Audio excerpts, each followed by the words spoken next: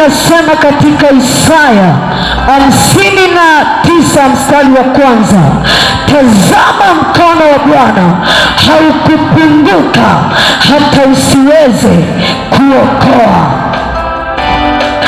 Uko mkono wa Bwana haujawahi kupungua, iwe usiku na mchana, wakati wote na majira yote, saa zote na nyakati zote.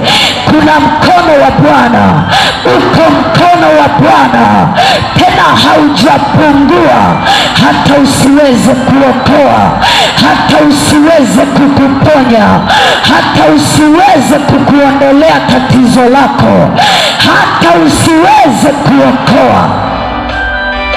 Biblia inasema katika Isaya 59 na ule mstari wa kwanza, tazama mkono wa Bwana haukupungua hata usiweze kuokoa.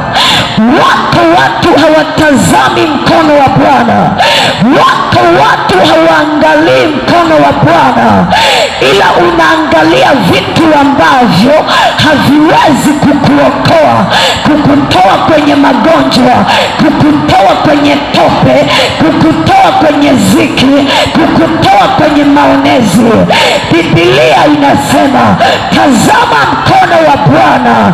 Wangapi wanaotazama mkono wa Bwana? Wangapi wanaouangalia mkono wa Bwana?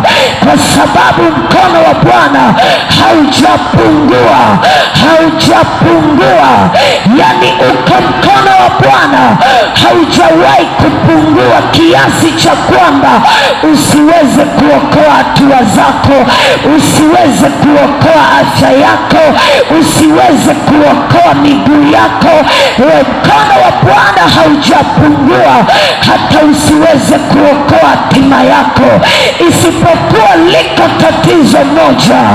Tazama, haujautazama mkono wa Bwana. Wako watu hawajatazama mkono wa Bwana, wanatazama vitu vingine.